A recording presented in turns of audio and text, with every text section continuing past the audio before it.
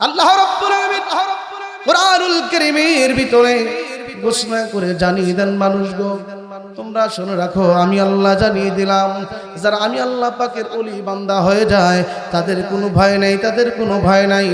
আমি আল্লাহ তাদের সর্বক্ষণ সঙ্গের সাথী, আমি আল্লাহ তাদের হেফাজত করে। এই দুনিয়া আল্লাহর ওলি বান্দা আছে না নাই? আছে না? বহু ওলি বান্দা আছে, কিন্তু বর্তমানে ওলি বান্দার অভাব নাই, ভণ্ডরা দখল করে নিছে। জোরে বলেন ঠিক কিনা? আজকে পীর মাশায়েখ যাবেন, কোরআনের ভিতরে আসছে ওয়াকুনু মা'আস সাদিকিন।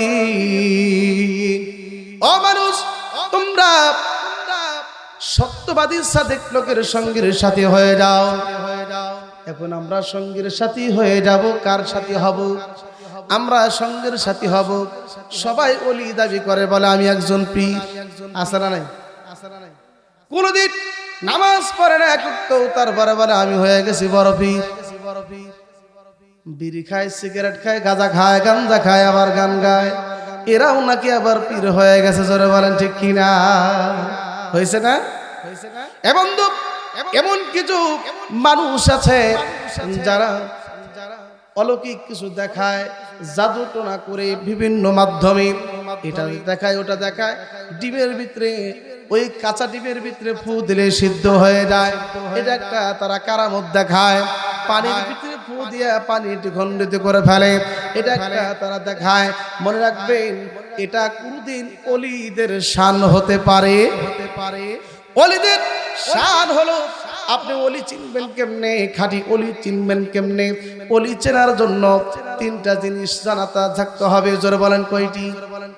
তিনটি জিনিস যদি আপনি জানতে পারেন, আপনি যদি বুঝতে পারেন, তিনটি জিনিস আপনার জানা থাকে, আপনি অবশ্যই আল্লাহর ওলি চিনতে আর অসুবিধা হবে?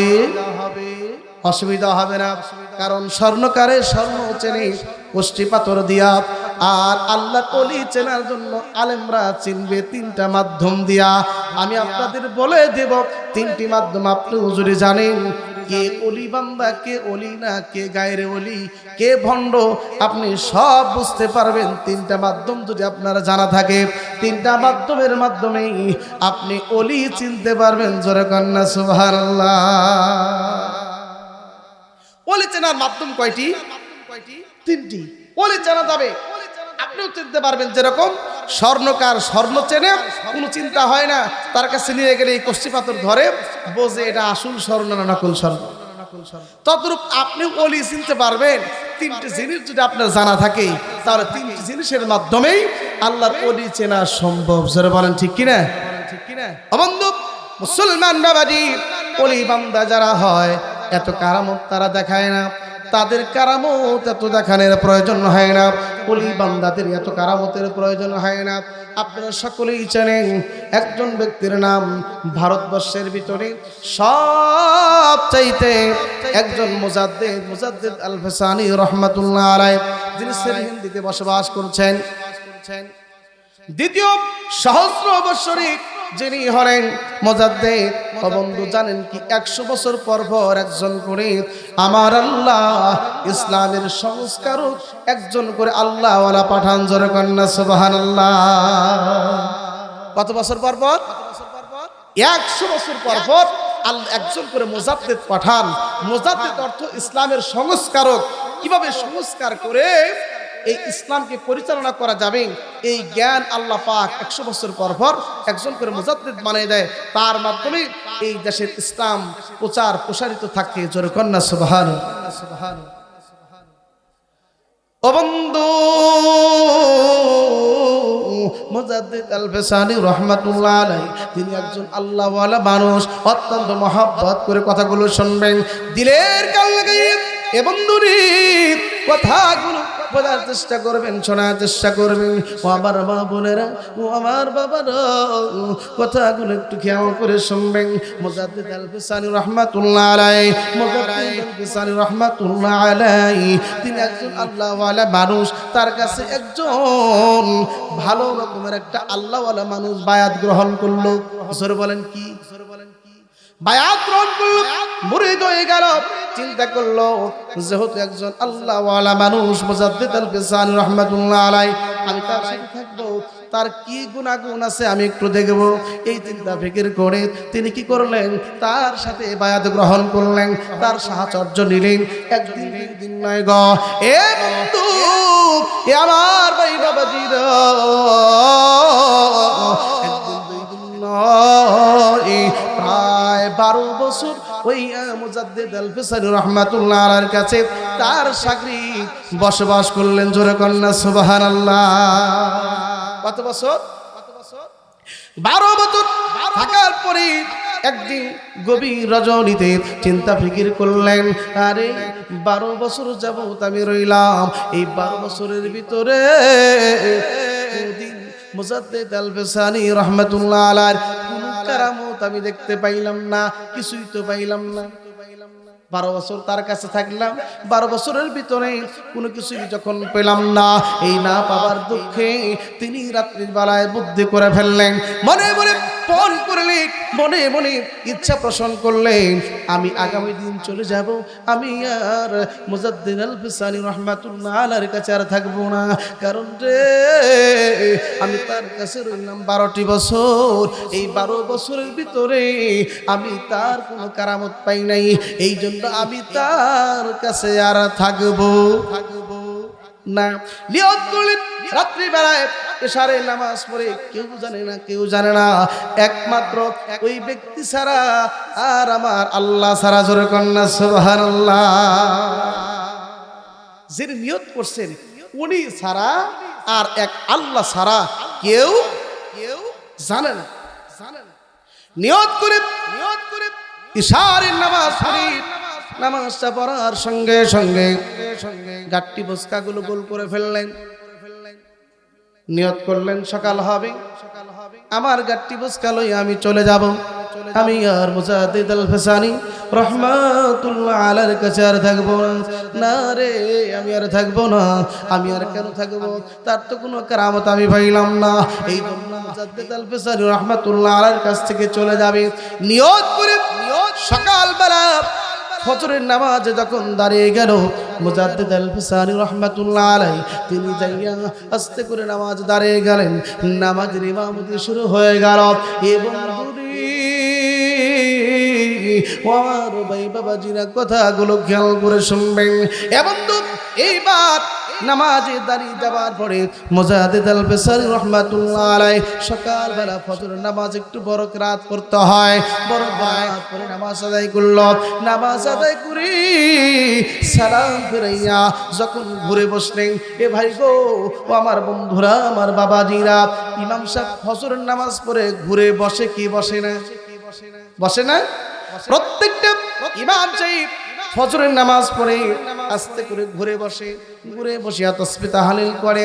তদ্রুপ মুজাদ্দিদ জামান আল-ফিসানি রাহমাতুল্লাহ আলাইহি তিনিও ফজরের নামাজ পড়ে সালাম ফিরাইয়া যখন ঘুরে বসলেন, ঘুরে বসার সঙ্গে সঙ্গে মুজাদ্দিদ আল-ফিসানি রাহমাতুল্লাহ আলাইহি এবার ও আমার বন্ধুরা রে, ও আমার বাবাজিরা, এইবার সঙ্গে সঙ্গে মুজাদ্দিদ আল-ফিসানি রাহমাতুল্লাহ আলাইহি ডাকতে বলে, এ শাগরিদ রে, বলো তুমি কি আসলে নিয়ত করে ফেলছাও? তুমি কি আসলে নিয়ত করে ফেলেছ? তুমি কি আজকে চলেই যাইবা? জোরে কন্না আল্লাহু আকবার, আর জোরে কন্না সুবহানাল্লাহ। আশ্চর্য ব্যাপার, শাগরিদ চিন্তা করলো, রাত্রির বেলায় নিয়ত করেছি, কেউ জানে না, আমি জানি রে, আর আমার আল্লাহ তাআলা জানি। জোরে বলেন ঠিক কি না? কেউ জানে না আমি নিয়ত করেছি আমি আর মুজাদ্দিদ আল-ফিসানির কাছে থাকবো না, এই কথা কাউকে জানাই নাই, আমার আল্লাহ জানে আর আমি জানি। কিন্তু না রে, কেমনি করে আমার পীর সাহেব আমাকে ডাকতে বলে, শাগরিদ রে, আজকে তুমি সত্যি কি নিয়ত করে ফেলেছো চলে যাইবা? তাহলে বোঝা গেল আল্লাহর ওলিদেরকে আমার আল্লাহ জানিয়ে দেয়। জোরে বলেন ঠিক কিনা? জানায় না? বন্ধু, এইবার মুজাদ্দিদ আল-ফিসানির প্রশ্নের জবাবে সাগরিদ বলে, জি হুজুর, আমি চলে যাবার নিয়ত করেছি। ডাকতে বলে, বলো বলো কেন রে তুমি যাবার জন্য নিয়ত করে ফেললা, কারণ কি কারণে তুমি চলে যাইবা আমারে বলো। বলে, হুজুর গো, ও হুজুর, আপনার কাছে দীর্ঘ 12 বছর যাবৎ আমি অবস্থান করলাম। 12 বছরের মধ্যে কোনোদিন আপনার কোনো কারামত আমি দেখতে পাই নাই, কোনো কিছুই পাইলাম না, পাই নাই গো হুজুর। এই জন্য নিয়ত করলাম আমি আগামী দিন সকালবেলা ফজর নামাজ পড়ে যাব। আমি কাউকে জানাই নাই ও হুজুর গো, আমি কাউকে কথাটা বলি নাই, কিন্তু আপনি কেমনি জানতে পারলেন? হুজুর ডাকতে বলেন, মুজাদ্দিদ আল-ফিসানি রাহমাতুল্লাহ আলাইহি ডাকতে বলেন, এ চাকরিদিরি, বলো বলো, আমার তো কোনো কারামত তুমি দেখো নাই, তোমার কোন কারামত আছে তুমি আমার কাছে খুলে বলো। বলার সঙ্গে সঙ্গে এইবার চাকরির ডাকতে বলে, হুজুর গো, আপনি জানেননি আমি যখন কবরের মোরাকাবা করি, কবরের মোরাকাবা করিয়া আমি কবরের ভিতরে ঢুকে যাইতে পারি। যেরকম আল্লাহু আকবার। মুরিদও কিন্তু কম নয়, মুরিদ কি কম মনে করেন? উনি একজন আল্লাহওয়ালা, তিনি বলেন আমি যখন মোরাকাবা করি, মোরাকাবা করে কবরের ভিতরে ঢুকে যাইতে পারি এবং ওই কবরে কি হইতেছে না হইতেছে এই সংবাদ আমি জানতে পারি। যেরকম না সুবহান। ডাকতে মুজাদ্দিদ আল-ফিসানি রাহমাতুল্লাহ আলাইহি ডাকতে বলে, এই শাগরিদরে শোনো শোনো, তুমি পারবা এটা করতে, তুমি কবরের পাশে যাবা, কবরের মোরাকাবা করবা, কবরের মোরাকাবা করে কবরের ভিতরে তুমি ঢুকে যাইতে পারো, কবরের সংবাদ নিতে পারো রে। আর আমি মুজাদ্দিদ আল-ফিসানি রাহমাতুল্লাহ আলাইহি এই জায়গায় বসে যদি কবরবাসীদেরকে আমি একবার ডাক দেই রে, এই জায়গায় বসে বসে কবরবাসী সব কিছু আমার কাছে সালাম জানিয়ে তথ্য দিয়ে যাবে। সুবহানাল্লাহ, সুবহানাল্লাহ। তিনিও কম নয়, উনি মোরাকাবা করে কবরের ভিতরে যায়। উনি বলে না, আমি এখানে বসে যদি বলি কবরবাসী আমার কাছে আসো, কবরবাসী আমার কাছে সাক্ষাৎ দেয়। সুবহানাল্লাহ, সুবহানাল্লাহ। এমন মুসলমান এইবার মুজাদ্দিদ আল-ফিসানি রাহমাতুল্লাহ আলাইহি ডাকতে বললেন, ও শাগরিদ রে, এই কারামতের দেখানটা দুনিয়ায় ভালো না, ভালো না। আমি যা জানি এই জিনিসটা আমার কাছে এই জন্য রেখে দেব, কাল হাসরের মাঠে আমার দয়াল নবীজির, নূর নবীজির উম্মত উম্মতানি যখন জাহান্নামের দিকে যাবে, আমি ওই দিন আমার আল্লাহকে ডাক দিয়ে বলবো, আল্লাহ গো, আমার বহু কেরামতি দেখাইতে পারতাম, আমি নবীর শ্রেষ্ঠ নবীর উম্মত হইয়া, আমি শ্রেষ্ঠ নবীর উম্মত হইয়া আপনার কাছে দাবি জানাই, কেরামতি দেখাই নাই, কোনো কিছুই দেখাই নাই। আপনি দয়া করে নবীর খাতিরে উম্মতি মুহাম্মাদীদেরকে বিনা হিসাবে জান্নাত দান করে। জোর করেন আল্লাহু আকবার, আল্লাহু আকবার। মুজাদ্দিদ আল-ফিসানি রাহমাতুল্লাহ আলাইহি ডাক দেওয়ার শাগরিদ রে, বলো আমার কাছে একটু খুলে বলো, আমার কাছে 12 বছর যাবত রইলা, বলো রে কোনদিন আমার ফরজ নামাজ কাজা হইতে তুমি দেখছাওনি? সুবহানাল্লাহ, সুবহানাল্লাহ। কয় বছর? 12 বছর। বলে 12 বছরের ভিতরে কোনদিন দেখছাও যে আমি ফরজ নামাজ কাজা করছি? ও ভাই, আমরা যারা আছি ফরজ নামাজ ঠিক মতো পড়ি কি? অনেকে তো পড়েই না। কাজা তো দুরুস্তান, 1 মাস যদি নামাজ পড়ি, আমার মনে হয় 1 মাসের ভিতরে 1 ওয়াক্ত না করতে কাজা যাই, এরকম আসারা নেই। আর মুজাদ্দিদ আল-ফিসানি রাহমাতুল্লাহ আলাইহি বলেন, তুমি বলো শাগরিদ, এই 12 বছর যাবত আমার কাছে রইছাও, কোনদিন কি আমার ফরজ নামাজ কাজা হয়েছে? আল্লাহু আকবার, আল্লাহু আকবার। এমন মুসলমান সঙ্গে সঙ্গে ডাক দিয়ে জানিয়ে দেয়, ডাক দিয়ে জানিয়ে দেয় রে, ও শাগরিদ তুমি বলো, আমি তোমার কাছে প্রশ্ন করতে চাই, তুমি বলো ও শাগরিদ রে, আমার কোনদিন অজিব কোনদিন ছোটে গেছে কিনা? বলে না, কোনদিন ছোটে নাই। ডাক দিয়ে বলেন, চাকরি তুমি বলো এই 12 বছরের জীবনে কোনোদিন আমার নফল কোনো কিছু ছুটছেনি? বলে না না, কোনোদিন নফল ছোটে নাই। বলে ও চাকরিতে রে, তুমি বলো বলো এর চাইতে বড় কারামত আর কি হতে পারে? সুবহানাল্লাহ, সুবহানাল্লাহ। শীতের মধ্যে ফজরের নামাজে মুসল্লি কম হয় কারণ আসতে অসুবিধা হয়, ইশারের নামাজে মুসল্লি কম হয় কারণ ওযু করতে অসুবিধা হয়। মানুষ হয়তো বাড়িতেই নামাজ পড়ে, কিন্তু আল্লাহ ওয়ালা মুজাদ্দিদ আল-ফিসারি রাহমাতুল্লাহ আলাইহি 12 বছরের ভিতরে শীত পাইছে কি পায় নাই? শীত পায় নাই? শীত পেয়েছে, গরম পেয়েছে, জ্বর বৃষ্টি পেয়েছে, কিন্তু কোনোদিন ফরজ নামাজ ছাড়ে নাই, কোনোদিন ওয়াজিব নামাজ ছাড়ে নাই, কোনোদিন সুন্নাত নফল ছাড়ে নাই। এবং আল্লাহ ওয়ালা মুজাদ্দিদ আল-ফিসারি রাহমাতুল্লাহ আলাইহি জোরে কন্না সুবহানাল্লাহ, সুবহানাল্লাহ।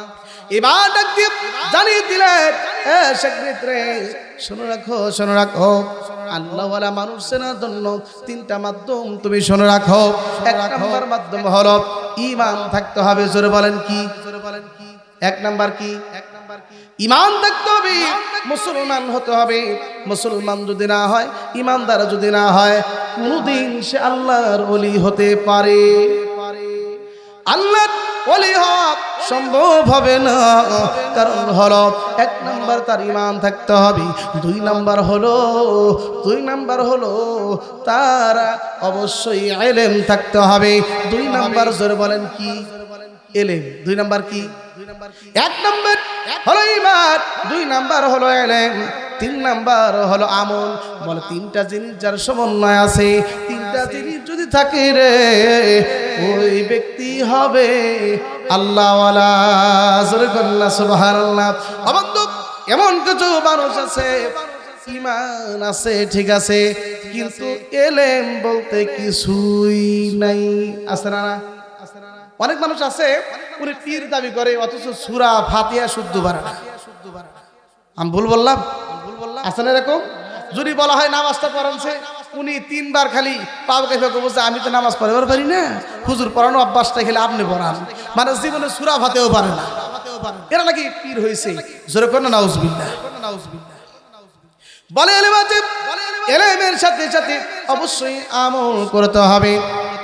মানুষ ধরেন ইলম আছে, ঈমানও আছে, এখানে দাওয়াত করেছেন, দাওয়াত দিয়েছেন তাকে ওয়াজ করানোর জন্য, নিয়ে আসার পরে দেখলেন মাথায় টুপি নাই, দাড়ি একবারে ক্লিন শেভ করে বসছে, তার ওয়াজ শুনবেন নি? ওয়াজ শুনবেন? দাড়ি কাইটা ক্লিন শেভ, মাথায় টুপি নাই, শার্ট গাইতে হেঁটেছে যে আমি একজন আলেম, আমার ইলম আছে, আবার আমার ঈমানও আছে, তাই বলে কি তার বক্তব্য শুনবেন? বলবেন তো তোর মতো বন্ড দরকার নাই, আমি দাড়ি রাখি না সেটা ভিন্ন, দাড়ি রাখুন ইনশাআল্লাহ, আমি ঈমানদার ঠিক আছে, হয়তো আমার আমল নাই, কিন্তু তোর মতো বন্ডর ওয়াজ শুনুন না। জোরে বলেন ঠিক কিনা? আরো জোরে বলেন ঠিক কিনা? বন্ধ মুসলমান, আসসালামু আলাইকুম। থানবীর রাহমাতুল্লাহ আলাইহির জামানায় একজনের নাম ছিল কুদরতুল্লাহ। নাম কি? কুদরতুল্লাহ। তিনি একজন পাগল মানুষ ছিল, কিন্তু এমন পাগল ছিল, ওই পাগল মানুষটি যেই কবরের পাশে যাইতো, কবরের পাশে যাইয়া বলতে পারতো এই কবরে শাস্তি হইতেছে। বলে কি জন্য শাস্তি হয়? বলে এই জন্য শাস্তি হইতেছে, এই জন্যই শাস্তি হইতেছে। বলে দেওয়ার পরে বুঝতে পারতো অবশ্যই সত্য কথা বলেছে।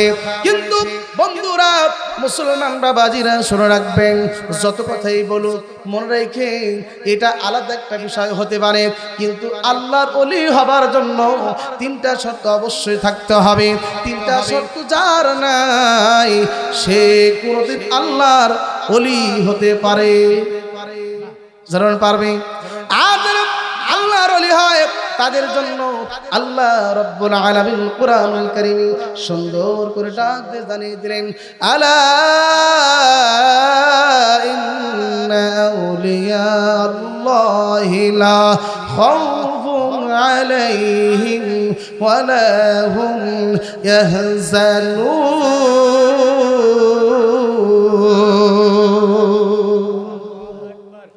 আল্লাহ বলেন যারা আল্লাহ আল্লাহওয়ালা হয়ে যায়, ওলি বান্দা হয়ে যায়, তাদের কোনো ভয় নাই, তারা কোনোদিন ভয় পাবে না। আমি আল্লাহ তাদের সঙ্গের সাথী, আমি আল্লাহ তাদের হেফাজতকারী। জোরে কন্যা সুবহানাল্লাহ।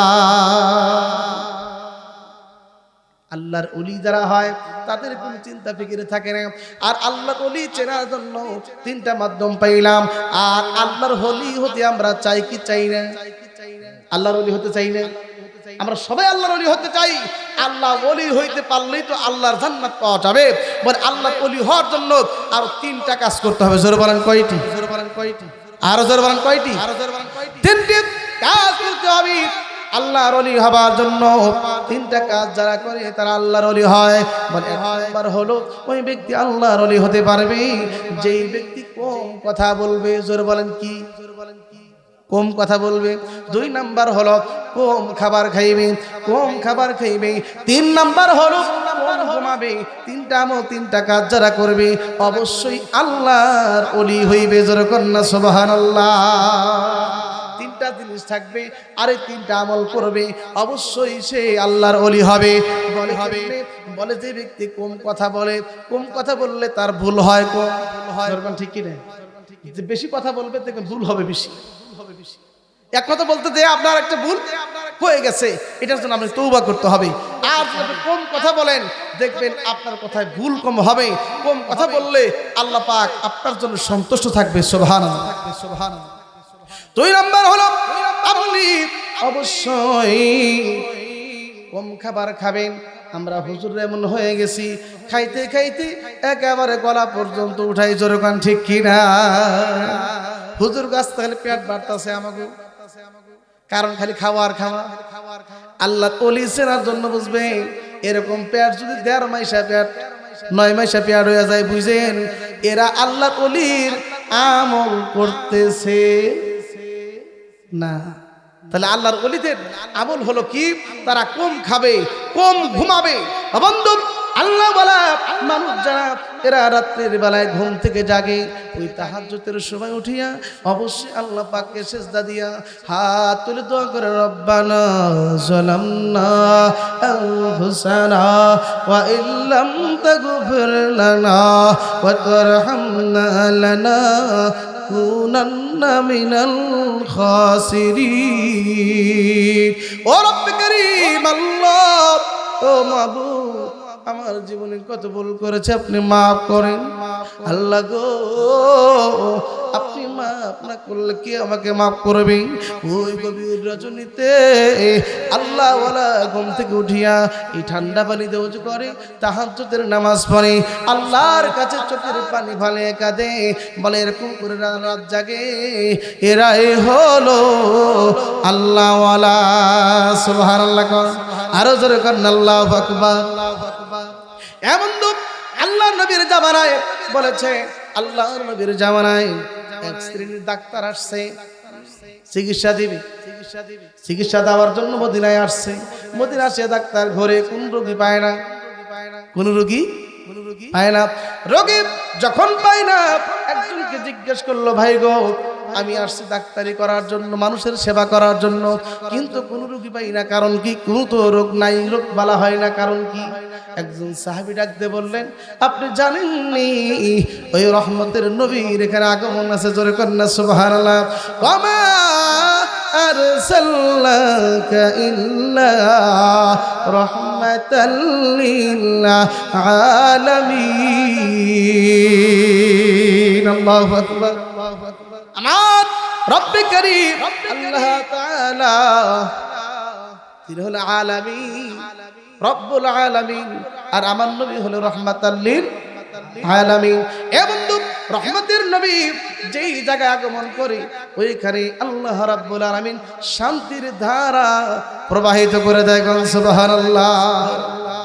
সাহাবীকে জিজ্ঞেস করলেন, ভাই বলো কি কারণে এরকম রোগ হয় না, কারণ?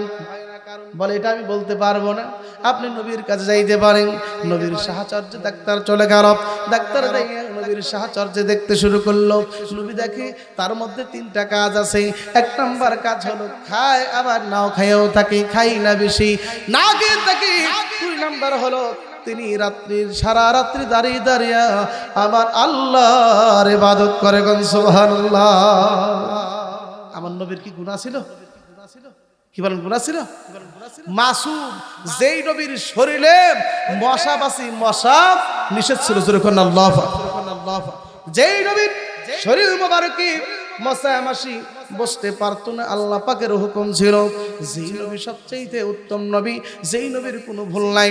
প্রত্যেকটা নবী রাসূলের ভুল আছে, প্রত্যেকটা নবী রাসূল কাল হাসরের মাঠে ইয়া নাফসি বলতে থাকবে। একমাত্র শুধুমাত্র আমার নবী সাইয়্যিদুল মুরসালিন খাতামুন নবীন ইমামুল মুরসালিন হুজুর পাক সাল্লাল্লাহু আলাইহি সাল্লাম ওইরা আমার নবীজি হাসরের মাঠে মাথা নত করে সেজদা দিয়ে আবার আল্লাহর কাছে বলবে ইয়া উম্মতি ইয়া উম্মতি, জোরে বলুন সুবহানাল্লাহ, আরো জোরে বলুন আল্লাহু আকবার। এই নবীকে যারা গ্রহণ করবে না, ভালোবাসবে না, মহব্বত করবে না, তাদের চাইতে কপাল পরার কেউ হতে পারে, জার্মান হতে পারে। ও বন্ধু, এই জন্য আমি মাঝে মাঝে গজল বলে থাকি, ভালো যদি বাসতে হয় নবীকে ভাসো, মন যদি দিতে হয় নবীকে দিও, তোমার কষ্ট যাতনা যিনি সইতে পারেন না, ওই নবীজির মহব্বতে দরুদ পড়িও, ভালো যদি বাসতে হয় নবীকে বেশো বাইগো, মন যদি দিতে হয় নবীকে দিও, তোমার কষ্ট যাতনা যিনি সইতে পারেন না, ওই নবীজির মহব্বতে দরুদ পড়িও, ভালো যদি বাসতে হয় বাইগো, মন যদি দিতে হয়। যেই নবীজি উম্মতের মায়ায় নবী থাকিবেন সেজদায়, আমার আশিক উম্মত যেন নাজাত পেয়ে যায়। আল্লাহু আকবার কোন, আর জোরে কোন আল্লাহু আকবার। হাসরের ময়দানে নবী থাকিবেন সেজদায়, আমার আশিক উম্মত যেন জান্নাত পেয়ে যায়, ওই নবীদের শানে তোমরা দরুদ পড়িও, ভালো যদি বাসতে হয় নবীকে বেশো, মন যদি দিতে হয় নবীকে দিও, লা ইলাহা ইল্লাল্লাহ, জোরে লা ইলাহা, লা ইলাহা, লা ইলাহা, লা ইলাহা ইল্লাল্লাহ, লা ইলাহা, লা ইলাহা, লা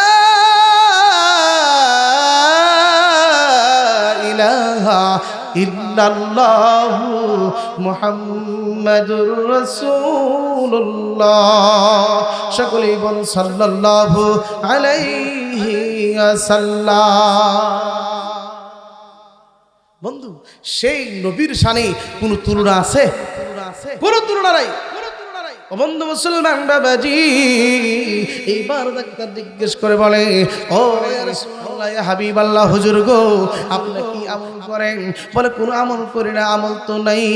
বলুন তো আমার নবীর আমল ছিল কিনা? আমার নবীজি আমার সাইয়্যিদুল মুরসালিন খাতামুন নবিয়্যিন হুজুর পাক সাল্লাল্লাহু আলাইহি সাল্লাম মদিনাতুল মুনাওয়ারা থেকে নয়, কাবা ঘরের মধ্যেও আমার নবীজি নামাজ যখন দাঁড়িয়ে দিতেন, ও বন্ধুরি, আমার নবী যখন কোরআন তেলাওয়াত করতেন, কোরআন তেলাওয়াত শোনার জন্য আবু জেহেল, আবু লাহাব, উতবা, সাইবা সব মানুষ রাতের গভীরে মুখটা ঢাকিয়া ঢাকিয়া আসিয়া আমার নবীর কোরআন তেলাওয়াত শুনছে। বলেন সুবহানাল্লাহ। মানুষগুলো কোরআন তেলাওয়াত শুনে যখন আশিক পাগল পারা হয়ে গেল, পাগল পারা হয়ে যাবার পরে আবার কোরআন তেলাওয়াত শুনিয়া মানুষ পাগল পারা হয়ে গেল। আবু জেহেল, উতবা, সাইবা চিন্তা করলো, রে আর দেরি করা যাবে না, এখান থেকে মানুষদের ফিরাইতে হবে, না হলে নবীজির কোরআন দ্বারাই শুনি পরের দিন আমার নবীর কাছে দিয়া কালেমা পড়ে মুসলমান হয়ে যায়। কোন সুবহানাল্লাহ। যারা একবার কোরআন তেলাওয়াত শুনে তারাই মুসলমান হয়ে যায়। এইবার আবু জাহেল ডাকলো, মানুষদেরকে ডেকে ডেকে ডাক দিয়ে বলল, তোমরা শোনো, আমি তোমাদেরকে জানিয়ে দেই, শুনে রাখো রে, তোমরা একটা মানুষ কোরআন তেলাওয়াত শুনতে যাইতে পারবা না। মুহাম্মদ রাত্রি বেলায় কোরআন পড়ে ওই কোরআন কেউ শুনতে পারবা না। আমি নিষেধ করে দিলাম, কেউ কোরআন তেলাওয়াত শুনতে পারবা না। তারপরে শোনো, তোমাদের জন্য শাস্তি হলো, যেই ব্যক্তি কোরআন শুনতে যাবে যদি জানতে পারি তার বিচার হলো তার গলাটা দ্বিখণ্ডিত করে দেওয়া হবে, তাকে মেরে ফেলতে হবে, তাকে মেরে ফেলা হবে। সবার হবে সম্মতি না হলো, সবাই যখন ঐক্যমত পোষণ করিয়া আইন পাস করে ফেললো। এ বন্ধুরি, ও আমার ভাই বাবাজিরা, দিনাবার পরে সবাই যখন চিন্তা করলো আর দেরি করা যায় না, আমরা সবাই ঘরে ফিরে যাই।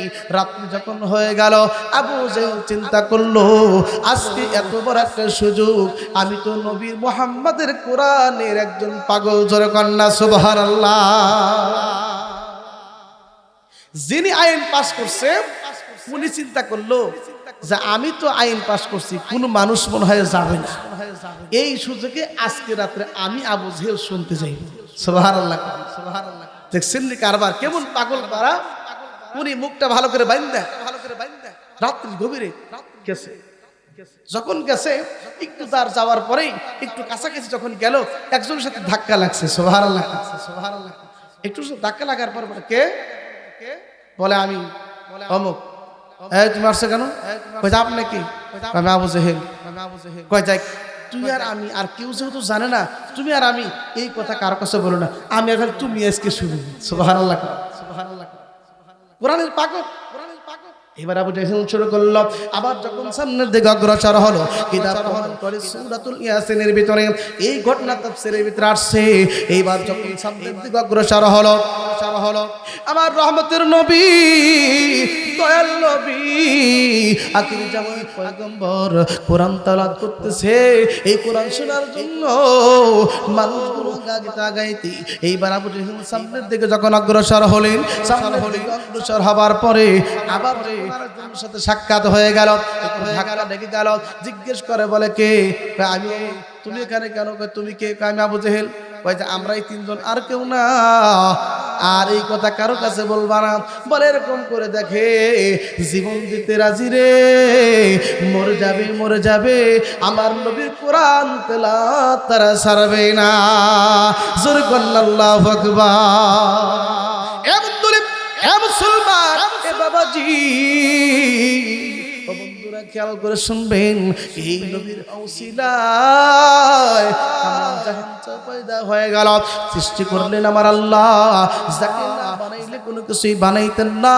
ওই নবীজি জানিয়ে দিয়েছেন, শোনো, আমি আল্লাহ রাব্বুল আলামিনের কাছে হাসরের মাঠে যখন আমি অনুমতি চাইব, আমি যখন সিজদায় থাকবো, সিজদার তো অবস্থা উম্মতি, আমার আল্লাহ আমাকে ডাক দিবেন, ও হাবিবুল্লাহ বন্ধু, আপনি মাথা উঠান। বলার সঙ্গে সঙ্গে আমি যখন বলবো, আল্লাহ গো, আমি মাথা উঠাবো কেমনি? আবা উম্মত গুলো তো জাহান্নামী, আমি কেমনি করে মাথা উঠাইবো? আল্লাহ ডাক দিয়ে বলবেন, বন্ধু, ও হাবিবুল্লাহ বন্ধু গো, আপনি মাথা না উঠাইলে, আপনি যদি কান্না করেন, আমি সহ্য করতে পারবো না। আপনি যাতে রাজি, আপনি যাতে খুশি, আমি আল্লাহ তাতে রাজি। সুবহানাল্লাহ।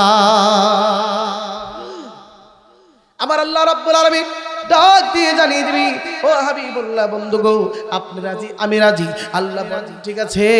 ও বন্ধু, আপনি কি চান? বলে, আমার উম্মতদেরকে আপনি নাজাত দিয়ে দেন। জোরে কন্না সুবহানাল্লাহ।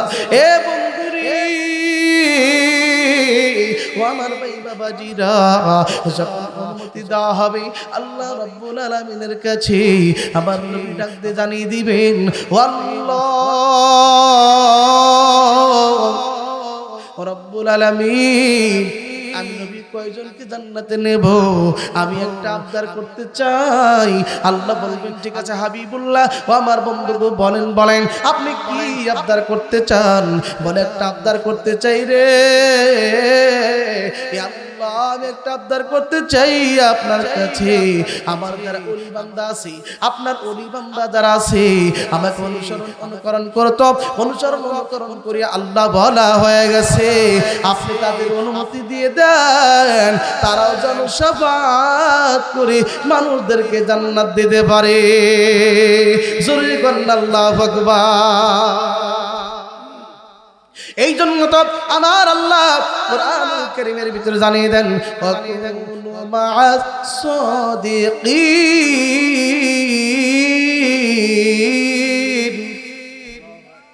আল্লাহ রাব্বুল আলামিন ডাকতে জানিয়ে দেন তোমরা সত্যবাদী লোকের সঙ্গের সাথী হয়ে যাও। সত্যবাদী লোকের সঙ্গের সাথী হয়ে গেলে তোমরা নাজাত পেয়ে যাইবা। দুনিয়ার মধ্যে একটা মিসাল আপনাদেরকে আমি পেশ করতে চাই।